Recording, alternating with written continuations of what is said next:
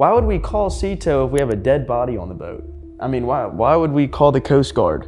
You know, why would we do the things we did if we know we killed somebody? Here's the most important thing, right? We don't know how Nolan Wells died. No one here is saying we know. But what we do know is Morgan, Jax, and Warren had nothing whatsoever to do with Nolan Wells' death. For more than a month, 3 young men said almost nothing. Not to reporters, not to cameras, not, as far as the public could tell, to almost anyone outside their own families and their attorneys.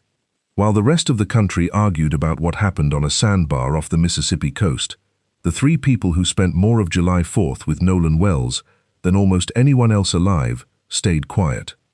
Then, this past week, that changed. Not once, but 3 separate times, in 3 different ways. And if you've been waiting for this case to move, this is the most it's moved in weeks. A blistering legal statement. A trip back to the island itself. And, just 2 days ago, a claim specific enough and combative enough that it's already reshaping the conversation all over again. None of it answers the one question this case has been built around since the first week of July. But taken together, it's the fullest picture anyone outside of law enforcement has had of where things actually stand in over a month, and there's enough new information here, some of it genuinely significant, and some of it just noise dressed up as significant, that it's worth going through carefully rather than skimming past. At almost the exact same moment, a volunteer search and rescue group quietly dropped 22 pages onto the desks of the people actually running this investigation.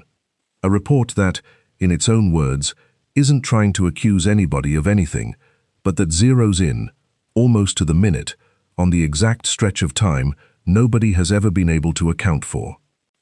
We're going to walk through all of it, what was said, who said it, and, just as importantly, what still, more than 5 weeks later, nobody official has said at all. You already know the broad shape of this case, so we're not going to spend 20 minutes re-walking you through it. Here's the short version, fast, because almost everything after it is new. Nolan Wells was 18 years old, a wide receiver at Southwest Mississippi Community College, home in Ocean Springs for the summer. The boat he rode out on left a private dock near Ocean Springs at 9:56 that Saturday morning and reached Horn Island a little over an hour later. Horn Island itself is worth pausing on for a second because it's not a normal party spot. It's a barrier island roughly 10 miles out into the Gulf, part of the federally protected Gulf Islands National Seashore, with no permanent structures, no lifeguards, and next to no cell coverage once you're away from the mainland.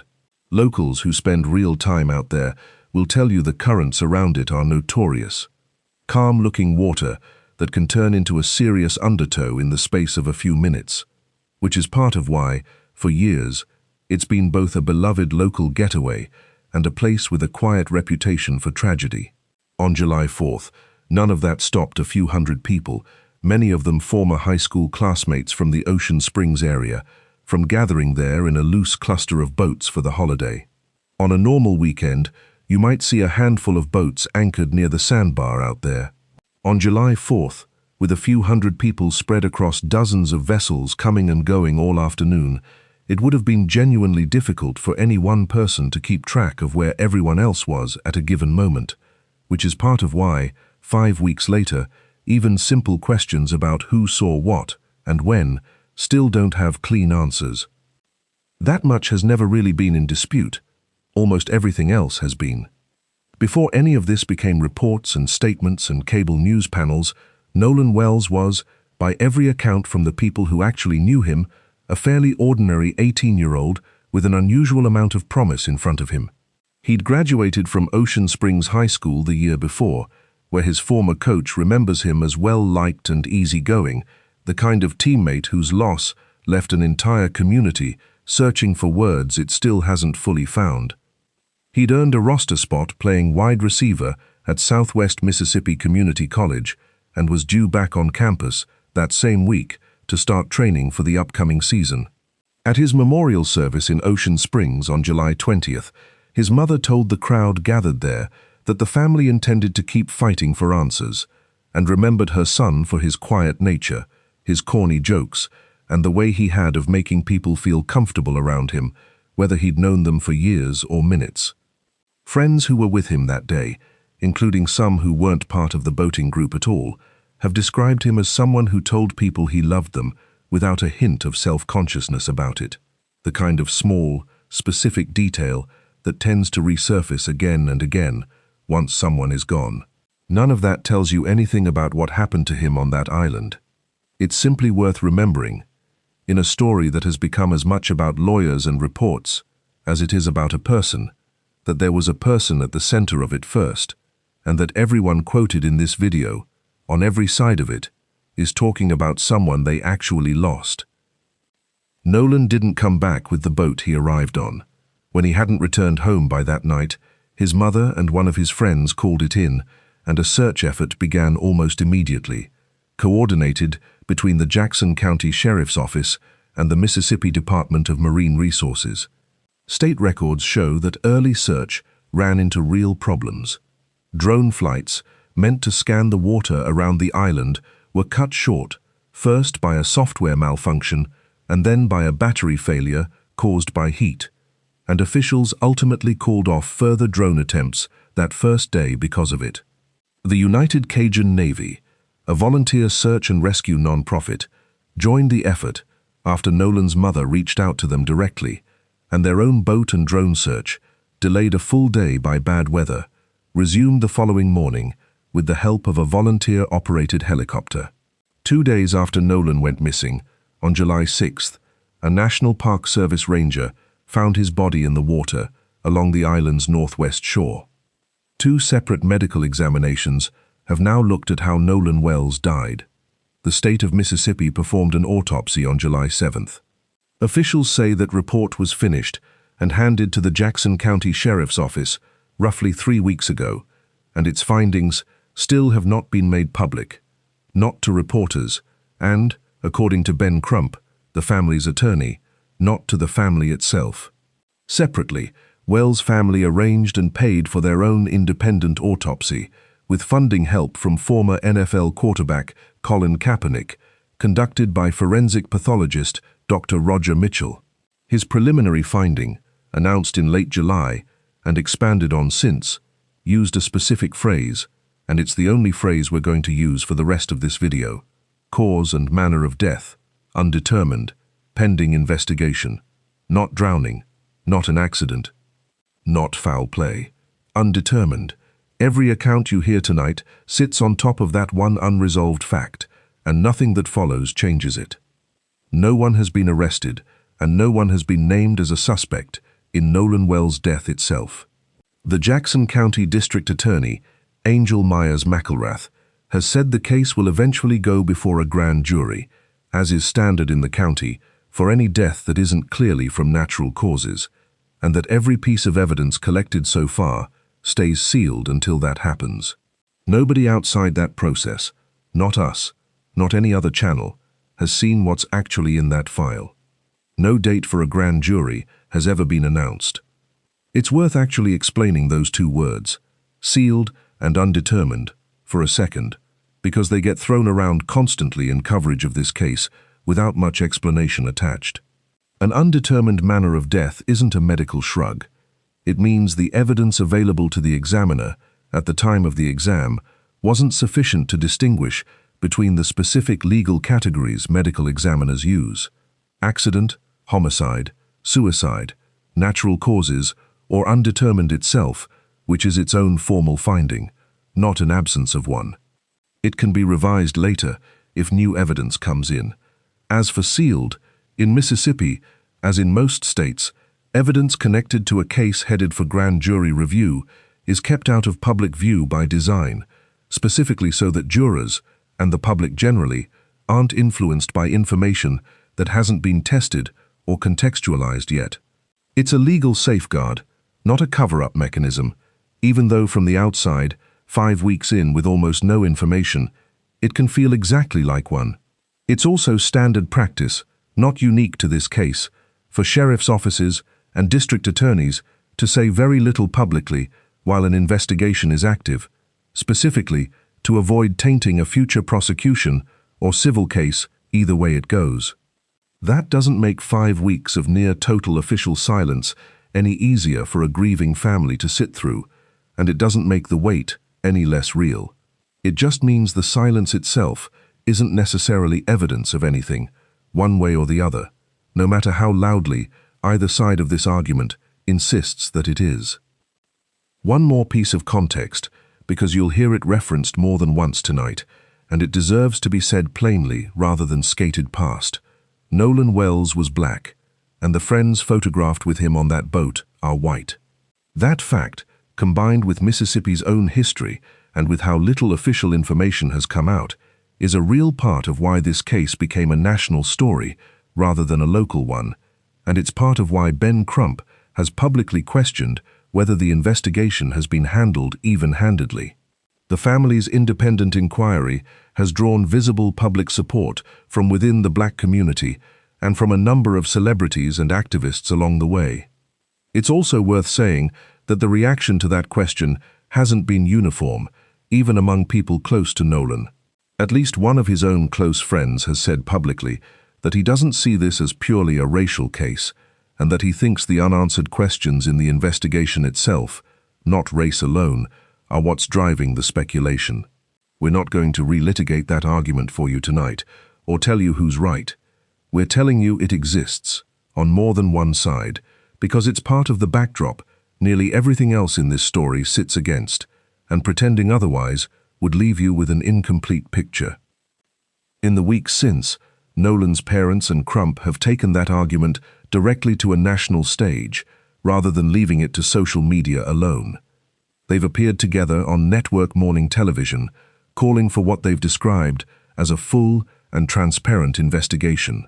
Crump has held press conferences at both the NARC's National Convention in Chicago and the National Urban League's annual conference in Nashville, updating reporters at each stop on where the independent side of this investigation stood, and Reverend Al Sharpton has appeared alongside the family at more than one of those moments.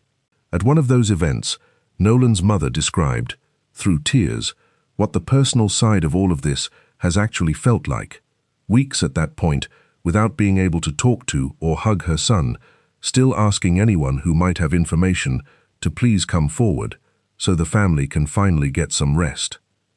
That level of national attention hasn't gone over neutrally within Mississippi itself. The state's governor has publicly suggested that outside civil rights figures involved in the case have stoked division rather than helped resolve it. Crump and the family have rejected that characterization outright and say the only thing they've ever asked for is transparency from investigators. We're not weighing in on who's right about that either.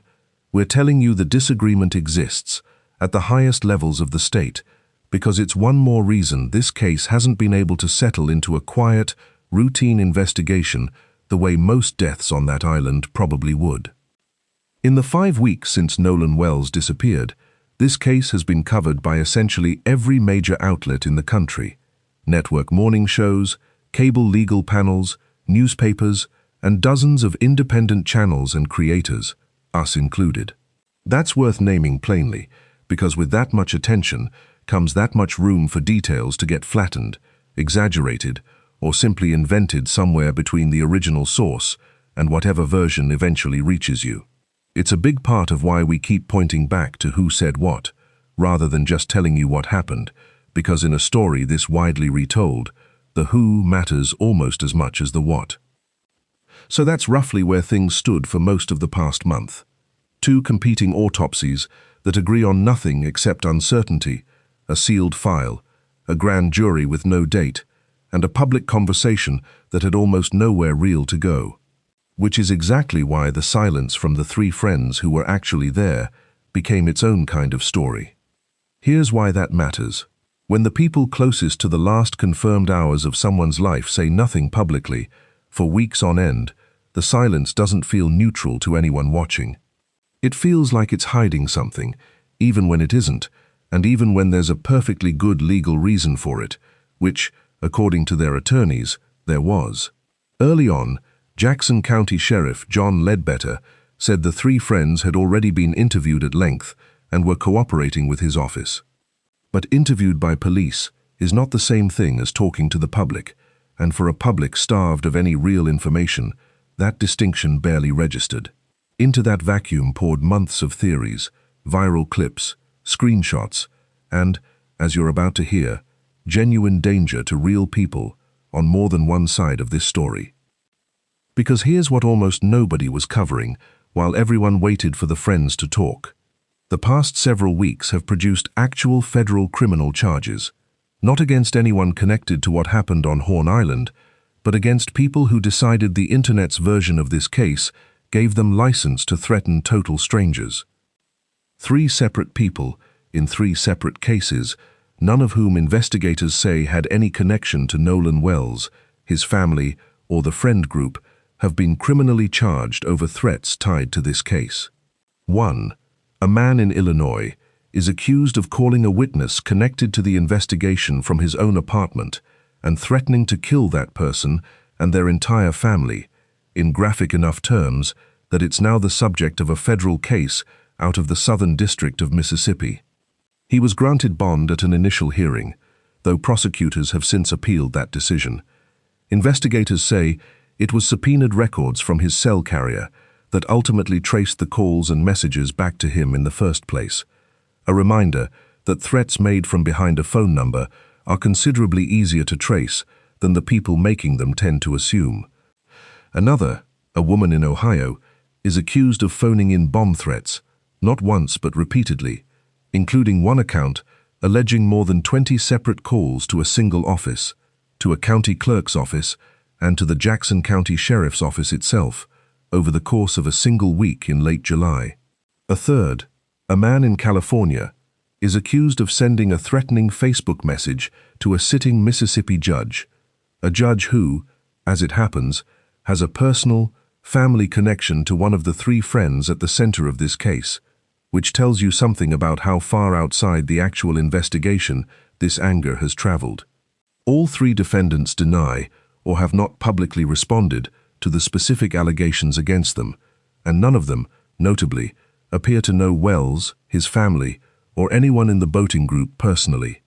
Mississippi's Department of Public Safety has confirmed the FBI is now involved, specifically, in investigating threats made against witnesses, officials, and family members connected to this case. The commissioner overseeing that effort put it bluntly: threatening people connected to an active investigation isn't commentary, it's a separate crime, and his office intends to treat it that way. And it hasn't only run in one direction. Nolan's own mother has said she's been the target of a harassment campaign at her workplace, including a formal complaint filed against her nursing license that state regulators later closed after finding nothing to it, alongside a wave of bad faith 1-star reviews aimed at her employer. Crump called that complaint exactly what he believes it was: an attempt to intimidate a grieving mother into silence. One of the 3 friends' own families has said he alone has received thousands of death threats since his name started circulating online. There's also a 4th person caught up in all of this who deserves mention, precisely because he isn't one of the 3 friends who were with Nolan on the boat that day at all. He's a young man who happened to help with a different boat that was taking on water on the island that same afternoon, and whose name still ended up circulating in online speculation anyway. According to his attorney, that speculation escalated into claims online that he was a suspect, that he'd somehow helped cause Nolan's death, and even that he'd participated in covering it up. Claims, his lawyer says, have no basis in anything investigators have actually found. What followed, according to that attorney, went well beyond words. His family's home address, photographs of their property, and details about where relatives work were published online, and his family says they received a credible death threat as a direct result. His legal team has since sent formal cease and desist letters to at least one influencer accused of spreading those claims, with more reportedly being prepared, and has said a private investigative firm is now working to identify others who've targeted the family. However you feel about anyone connected to this case, the pattern holds regardless of which side of it you're on. Say the wrong name online right now, tie it to this case, and real people, some of whom have only the thinnest connection to any of it, end up receiving threats serious enough to draw federal charges or trigger formal legal action. That's the environment this story exists in. It's also exactly why, if you've watched anything else we've made on this case, you've noticed we're careful about names, and we're going to stay that way tonight. Which brings us to the other reason official information has been so hard to come by. A lot of what's circulated online, claiming to be official information, has simply been fake. Just under 2 weeks ago, a document began spreading across social media, presented as Nolan Wells' toxicology report, complete with specific findings people were already treating as confirmed fact. Mississippi's Department of Public Safety Commissioner, Sean Tindell, went public to kill it. He called the document fraudulent, said no toxicology results of any kind had been released by his office, and pointed to artificial intelligence as the likely source of a fake, convincing enough to fool a lot of people who should have known better. Ben Crump echoed the warning from the family's side, saying misinformation like that only adds to what the family is already carrying. It wasn't the only piece of evidence to fall apart under scrutiny either. Separately, a heavily enhanced version of that C-TOW audio call also spread widely online before a forensic audio expert flagged real discrepancies between it and the original recording released by state marine officials.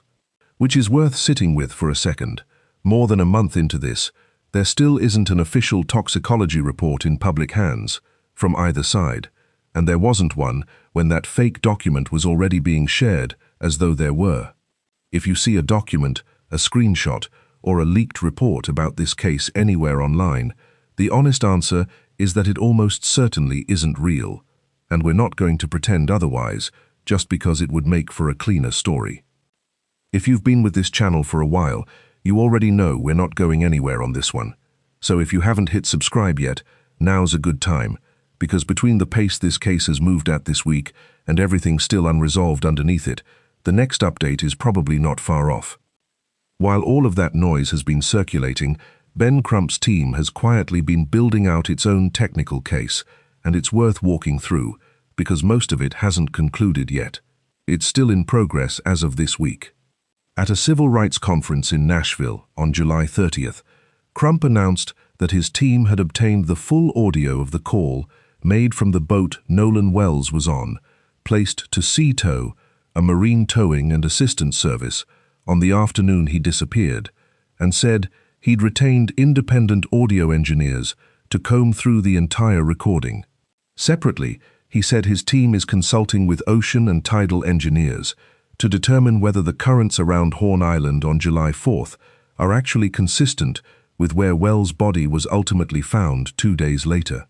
It's not adding up, Crump told the crowd that day, adding that his team intends to dot every I and cross every T until they understand what happened. Neither of those technical reviews has produced public results yet, and we want to be upfront about that, because in a case with this much speculation already swirling, it would be easy to imply Crump's team has found something concrete. As of now, they haven't announced that they have. What we can tell you is what the independent autopsy has said so far, in the pieces Crump has made public. No major fractures, no skull injuries, but a patch of reddish discoloration in the tissue at the back of Wells's head that Dr. Mitchell's team could not explain, and hedged language from that same pathologist stating he could not rule out whether intervening non-accidental factors contributed to Wells's death. Decomposition limited what the independent exam could determine, and at the time of that first review, the pathologist wasn't able to fully examine Wells's throat. Crump's team has since said it's working to coordinate a follow-up examination on that specific point, along with a joint review of photographs taken at the time Wells's body was first recovered. Crump has also pointed to what he calls plain contradictions between different accounts given by people who were on the island that day, though he hasn't laid out, publicly and in detail, exactly which accounts he means or how they conflict. He's repeatedly pushed back on the idea that Wells simply drowned, pointing to the fact that Wells was, by every account, a strong and experienced swimmer, and had left his phone behind with his friends rather than taking it with him.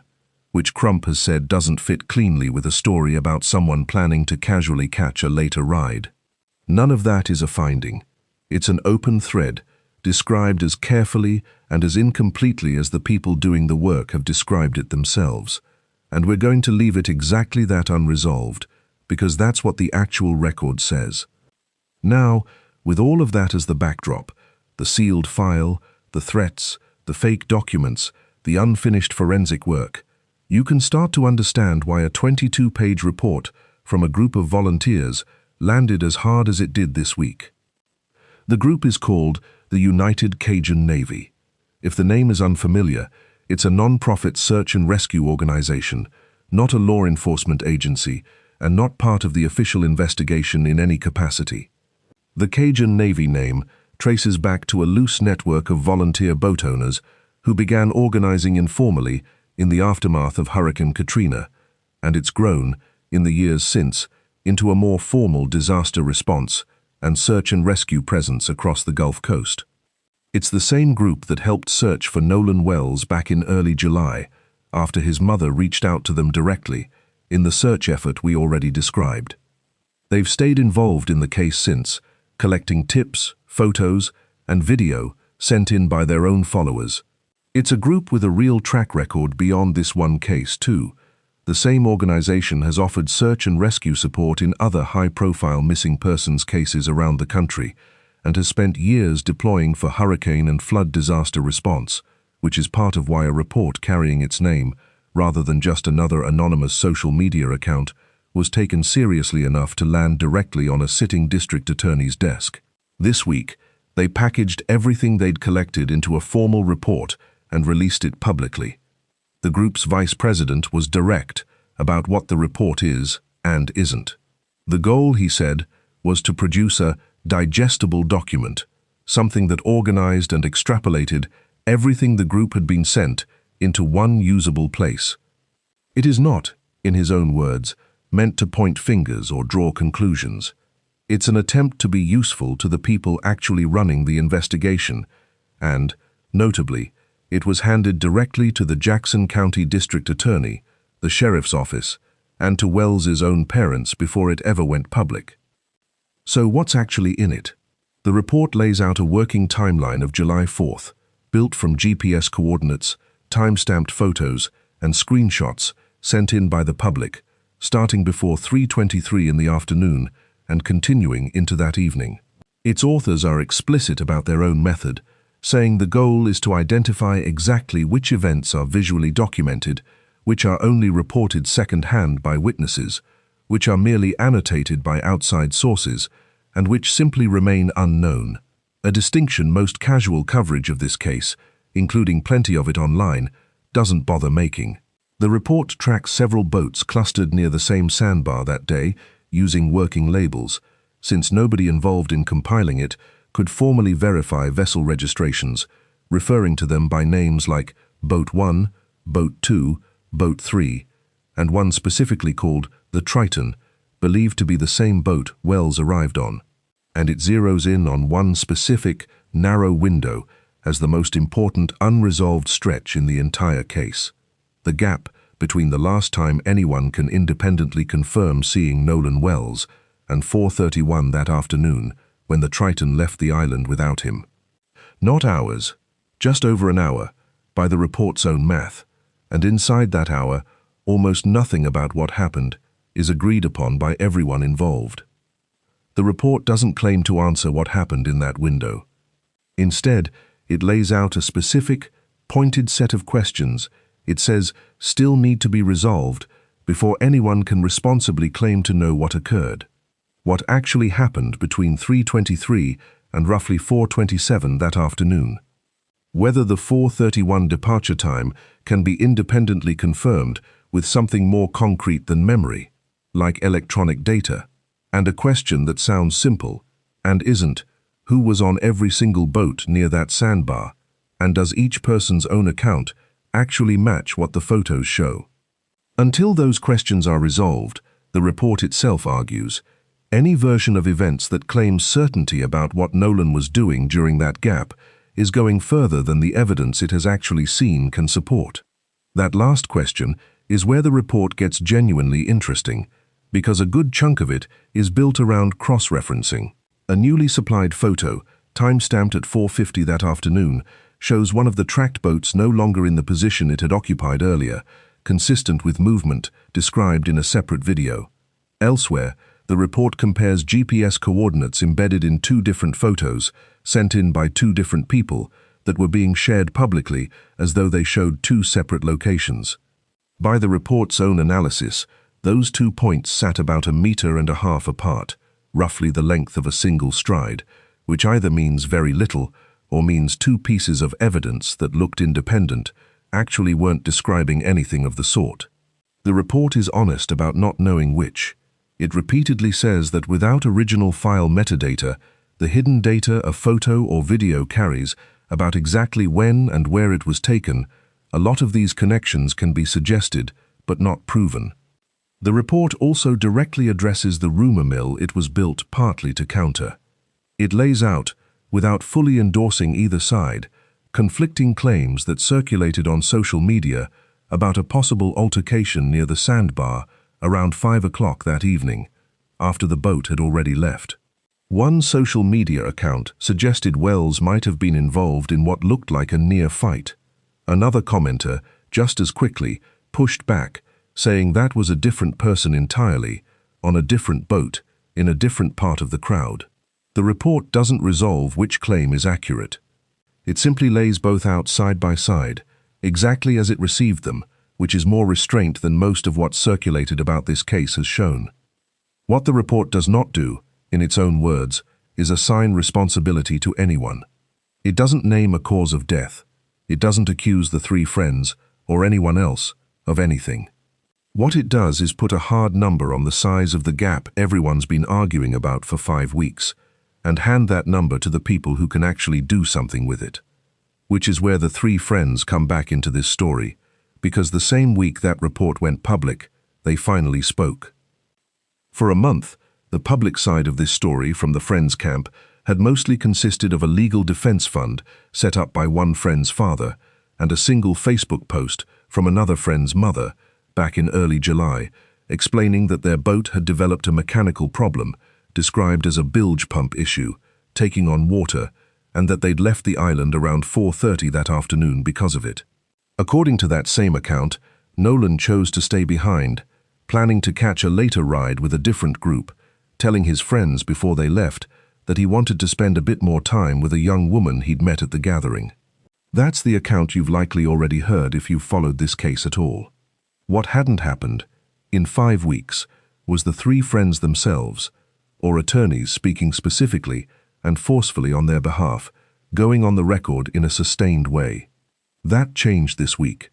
2 attorneys, one a Mississippi-based lawyer, the other a defamation specialist whose past clients include Donald Trump, brought on specifically to handle what's being described as an escalating online defamation problem, issued a joint statement making their position about as unambiguous as a legal statement gets. They called their 3 clients completely innocent young men who had, in their words, nothing whatsoever to do with Nolan Wells' death. They said the 3 had endured more than 30 days of threats by that point, phone threats, in-person threats, threats to their families, and said they intended to pursue defamation lawsuits against specific people they accuse of spreading false claims online, with legal action reportedly being drafted within days, not weeks. One of the attorneys said he was, in his own words, willing to bet his professional reputation on the accuracy of what they were telling the public. That last part is worth sitting with, because it's a real, concrete legal risk, not just a rhetorical flourish.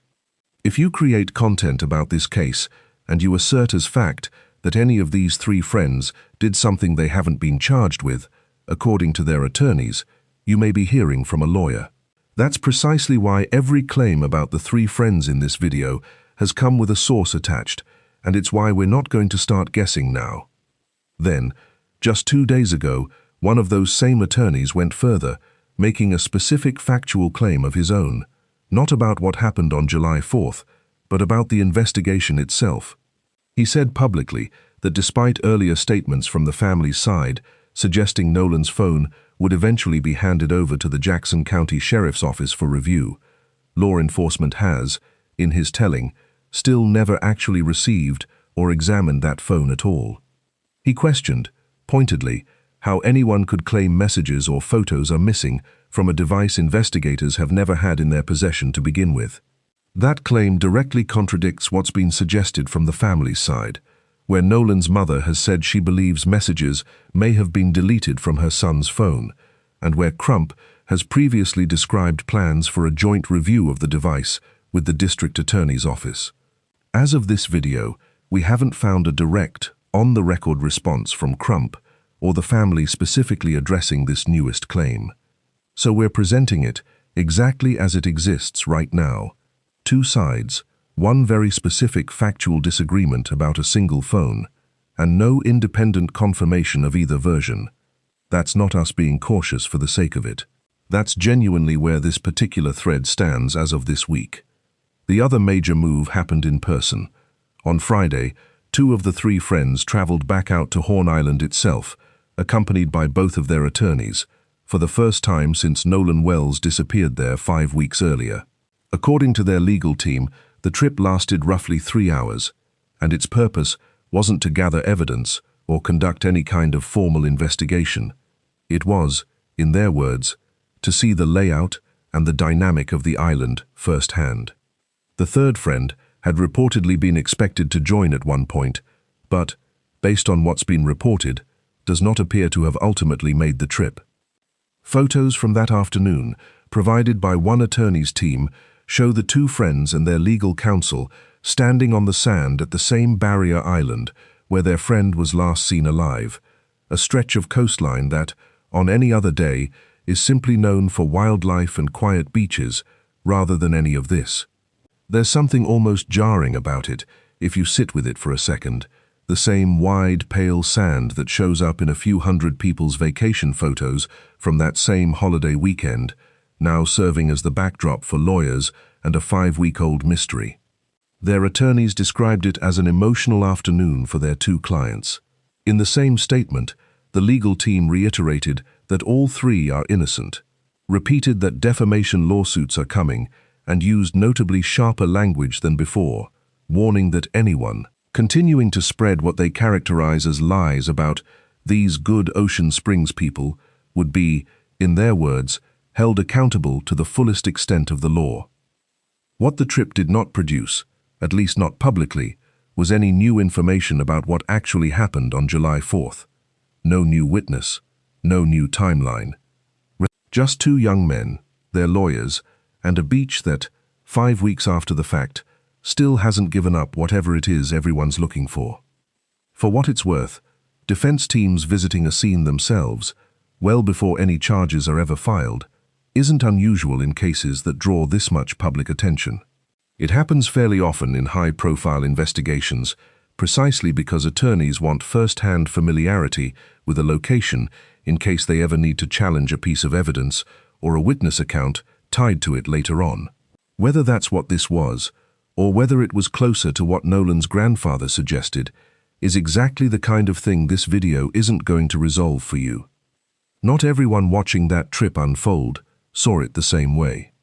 Nolan's own grandfather, Christopher Wells Sr., posted publicly to voice his skepticism about it almost as soon as it was reported, questioning, in blunt terms, what an afternoon on a beach with lawyers and photographers was actually supposed to accomplish, and suggesting the whole visit read to him more like a performance than a genuine search for answers. It's worth remembering this is the same man who has watched his grandson's death turn into a 5-week national story with no resolution, and his frustration reads, at minimum, like a family member running out of patience with a process that has given him almost nothing concrete in return.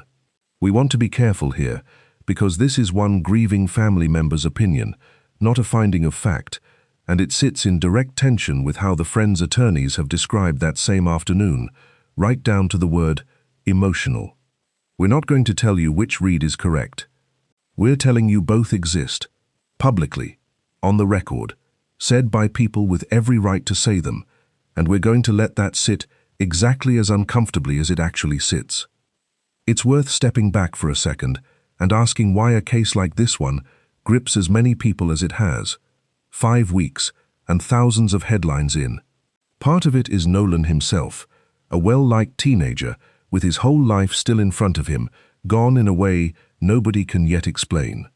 Part of it is the setting, an island most people watching this will never set foot on, which makes it easy for outsiders to fill in the blanks with whatever story feels most satisfying to them personally. And part of it, honestly, is that every new detail, whether it's a report, a statement, or a single Facebook post, gets treated online as though it's the piece that finally solves everything, when in reality, almost none of it has been strong enough to move the actual investigation an inch that we can see from the outside. That's not a criticism of anyone watching along at home. It's just the shape of what happens when a real tragedy collides with a news and social media environment that rewards certainty in a case where the only honest answer, right now, is that almost nothing about it is certain. If there's one practical thing worth taking from all of that, it's this. The same scrutiny we're applying to every claim in this video is worth applying yourself before you repeat anything about this case anywhere else. Ask who actually said it. Ask whether it's attributed to a name, a title, and a date, or whether it just sort of appeared online already sounding true. In a case with this much at stake, for real people on every side of it, that habit costs you nothing, and it's about the only real defense any of us have against the next fake document, the next doctored clip, or the next confident stranger online who's already certain they've cracked it. So, more than 5 weeks out, here's the honest, complete state of this story as of right now. 2 autopsies agree on exactly one thing, that they can't yet say how Nolan Wells died. A 22-page volunteer report has identified, with more precision than anyone's managed before, the exact hour that matters most, and has handed that finding directly to the district attorney and the sheriff's office. The 3 friends have broken their public silence, twice, first through a forceful legal statement and then through a physical return to the island itself, and their legal team has now added a specific, contested claim about the handling of Nolan's phone. Nolan's own grandfather has publicly questioned the sincerity of that trip. A 4th young man, with only a tangential connection to any of it, has had his family's home address and workplace posted online over claims his own lawyer calls baseless. And 3 people, none of them connected to anyone actually involved, are now facing federal charges for threatening the people who are. What hasn't happened is just as important as what has.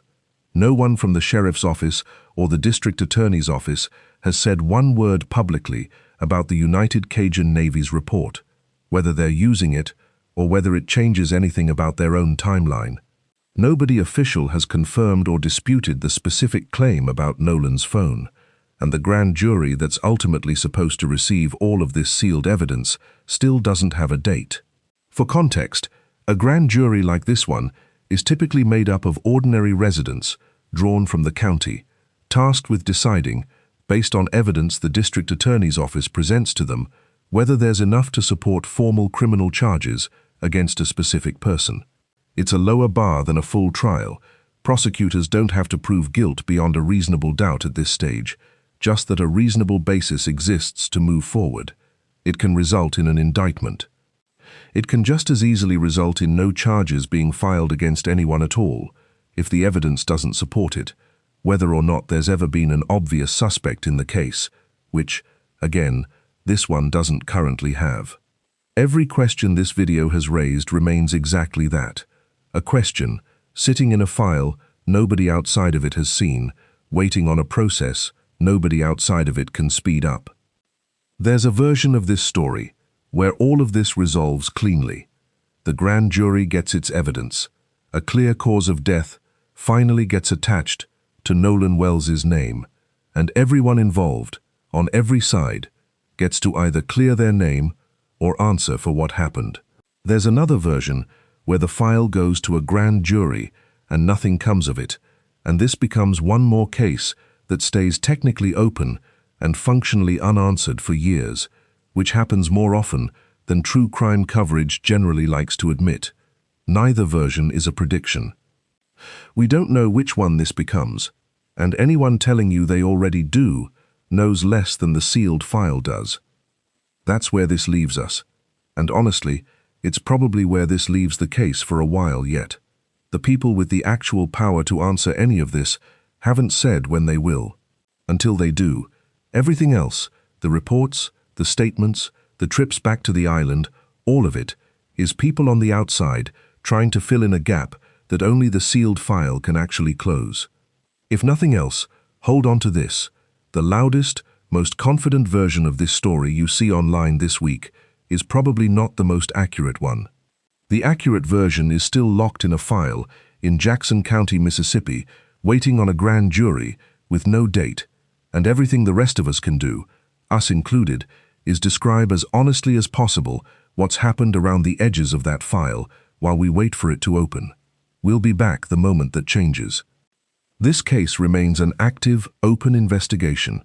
No one, including the 3 friends discussed in this video, has been charged in Nolan Wells' death, and everyone referenced here is entitled to the presumption of innocence. Several of the accounts described tonight directly conflict with one another and have not been independently verified.